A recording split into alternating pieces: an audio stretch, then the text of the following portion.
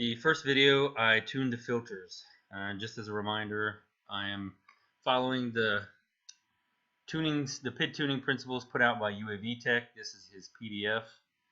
We did step one, which is tuning filters. So this step was tuning the PID controller.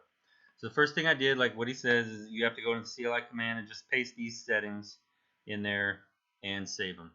Then the next thing to do is set your D terms for pitch and roll to somewhere in the 30s and 40s.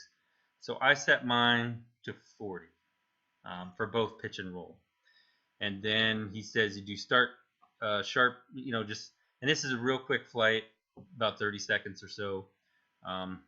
Flips and rolls, sharp stick inputs, and back and forth, and then keep increasing the P gain. So as you do these flights, you keep your D term what you set it at initially, and then you just keep on increasing your P gains, and then you just keep on going until you get oscillations, and then of course you back them down from there once you get oscillations.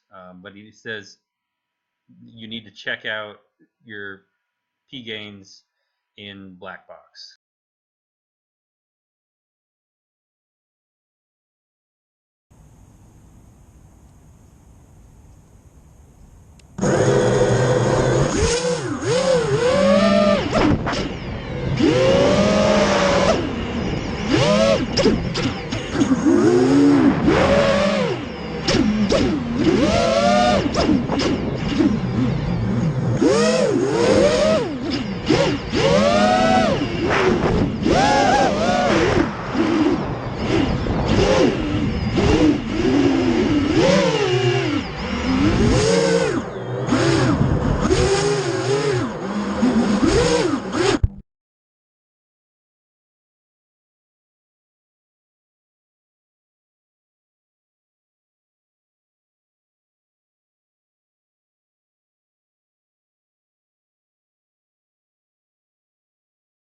Okay, so we're in the black box log of the first flight, and Uavtech stresses that the gyro, that you want the gyro to follow the set point as best as possible. So you can see it doesn't really follow here as your set point increases on the pitch axis, but it does follow pretty good right here. Huge gaps here, and then of course it dips down here. And then you can see it pretty much follows, set point and gyro are both straight lines pretty much. Again, you see some separation. It's trying to follow it. You get a little bit of overshooting. Anyways, it's trying to follow set point. So I'll just continue flying, just increasing my P gains until they get pretty high, till there's obvious oscillations. This is the log of the pitch axis on the first flight. You can see the gyros. It's somewhat following set point, but like Uavtech says, that can always get better. So yeah, you can see it's not following very well along here. It's kind of mirroring it, but it's not lining up very well. So we'll just continue to raise the P gains until we see that gets better.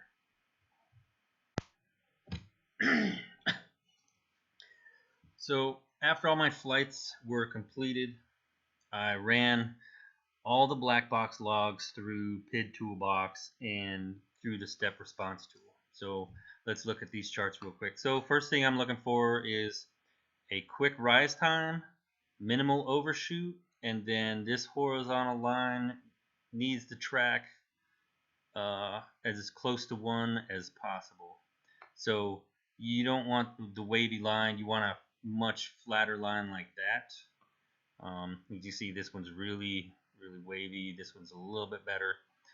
But anyways, so this is flight number 1. My initial PIDs, remember I increased them by 5 on the pitch axis and the roll axis. Then I increased with each flight, I increased pitch and roll P gain by 5. I kept the D at 40. Then I compared, this is the second flight on the right, third flight on the left. As you can see, if you compare a flight number 3 with the 57 a P gain versus the 47, okay, you can see that the rise time is shorter, the overshoot percentage is much less, and this line is a lot cleaner, much cleaner. Okay, so raising the D gain, raising the P gain it's getting better.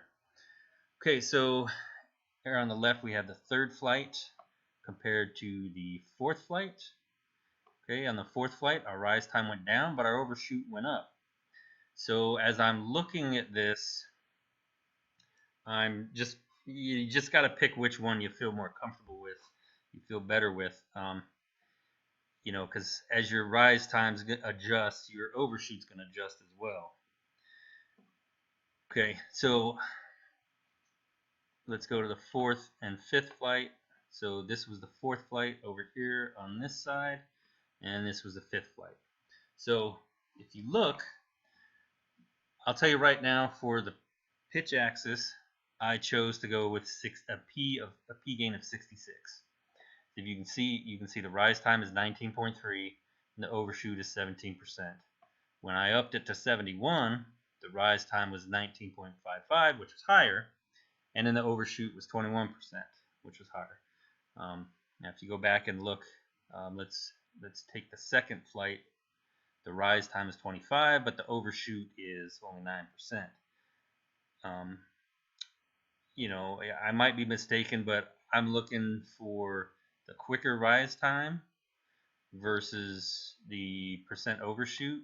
There's a healthy balance you want to get to somewhere in the middle. So back to the fourth flight. So I stuck with a 66 on the P, and then for roll I went with 62. You know, rise time a little bit longer than what we've seen. Let's see, where's some shorter rise times? Actually, no.